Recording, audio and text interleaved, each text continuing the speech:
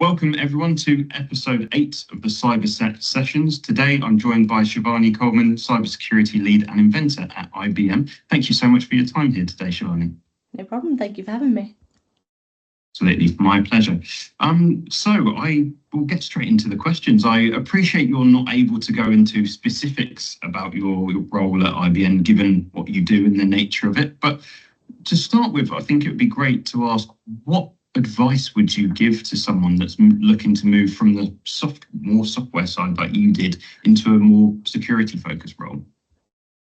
So a few things really. The first thing I found useful initially was familiarising myself with the core cybersecurity principles and just shifting my mindset really to focus on secure coding practices and question the security of everything I was building or planning the architecture for from the perspective of an attacker and just playing around with things really. So my move into security came about after working on a few security progress projects within a research-based development role. So I've been very lucky in that sense, and I've had the opportunity to gain lots of hands-on experience working on a range of different projects in all different areas, figuring out what in the security space I found interesting and not so interesting. So that's the second thing that I would definitely recommend. In my opinion, the best way to learn something new is to just get on and do something with it. So get all the hands-on experience you can. And there's education out there, conferences, meetups you can attend, a lot of which are free, which are all great ways to get this experience if it's not possible as part of your day job. Another big one I can think of is a mentor in the security space. So find yourself someone who really knows the landscape well and can help you find your best fit within security based on your interests and existing skills. So someone who's well connected in the space and can recommend useful events for people to talk to. Just get networking, really. The final one, something else I found very useful, is to follow a newsfeed or podcast which will keep you up to date with security news and trends. So something like the SANS podcast from ISC, the Cyber UK channels are very useful. There's so many out there, but just something to keep you in the loop without too much interference with your day-to-day schedule. Sense. Fantastic. That is some awesome tips there and definitely useful. It's nice that you had the sort of try before you buy approach of being able to see the different areas. But yeah, great advice for those that aren't able to. Fantastic. So as someone then whose job is partly looking forward into cybersecurity, what sort of current or future tech that's on the edge are you most excited about in the cybersecurity space? I'm going to try to avoid the cliche AI machine learning answer and go with quantum cryptography. So quantum computing generally is something I find absolutely fascinating. I think the whole concept of how qubits can exist in multiple states simultaneously, much like a parallel universe, unlike binary bits, is just awesome. Then, of course, you've got the concept of entanglement, which adds this whole other layer of potential. So with claims of us having reached quantum supremacy, I think a few years ago now, knowing it's possible for us to process information and solve problems in a fraction of the time we do now, we obviously need cryptography to keep up with this. And I'm just really excited to see how far this goes and all the different use cases we'll get from it, really. Yeah, absolutely. Probably only a few years till we start seeing some of that put into action and going from there. Awesome. Definitely agree there. And another one, a bit of a cliche topic. We've avoided AI, but another cliche topic that's been going around a lot is there's a lot of debate about whether a CISO should have hands-on technical skills and things. I'm curious to hear what you think on that side. I think it definitely helps. I think, as I mentioned earlier, the best way to really learn about something is to get hands-on experience with it.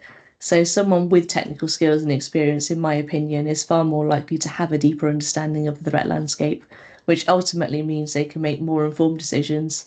Of course, the argument against that would be that a CISO generally has the support of lots of people with deep technical skills that they can go to for advice. But I think particularly in situations where it's not a simple answer or your technical leaders have conflicting views, the CISO really needs to understand the implications of every decision they're making. So yeah, I think whilst they could do the role without it, they would likely be much better at the role with that experience. Sense. Yeah. It's an argument we've heard, and I agree, definitely helps on that side. Great. And the question I ask everyone on this, what do you think is the biggest problem facing the cybersecurity industry at the moment? I'd say one of the biggest problems is how rapidly the threat landscape is evolving. So, with new technologies emerging constantly and becoming more publicly accessible, it opens the doors to a whole bunch of new threats. So, with everyone now using smart devices in their homes, for example, we need to be a lot more wary of IoT vulnerabilities. Another issue on the rise is vulnerabilities in AI and machine learning models. Everyone's using things like ChatGPT. People are playing around trying to build similar things for different use cases, but there's so much that needs to be considered there to make sure that the user data remains secure. And there's so many new interesting ways for attackers to infiltrate systems. Not only that, the techniques they're using are getting more and more sophisticated. So we just have so many new elements to consider that weren't even an issue, say, 10 years ago. Very true. Keeping up with that is it's incredibly tricky with how quick it's all moving along. Great. And the last question then, what would you recommend for teams that are looking to firstly attract, but then retain cyber talent at the moment in this market? From the perspective of a technical person, I want the work I'm doing to stay interesting and I want to keep learning things. So I'd like my company to be using the latest tools and technologies so that I can keep my skills up to date with the latest industry trends. The first thing I want to know if I'm going for a new role is the type of projects I'll be working on and the tech stack I'll be using. So I just want it to make me think, oh, that sounds cool. I'd like to work on that. And of course, it's cybersecurity, so sometimes you are just fighting fires, but that can be equally as interesting. In that situation, I think it's important for companies to manage these effectively. Everyone needs a work-life balance, obviously, so it's really important to have a plan in place for incidents occurring at any time of the day that won't mean a particular person isn't sleeping for a week, for example. I think with any job, really, though, retention generally falls down to the basics of whether a company offers a good work-life balance, progression opportunities, a competitive salary, and in this market, job security. Great.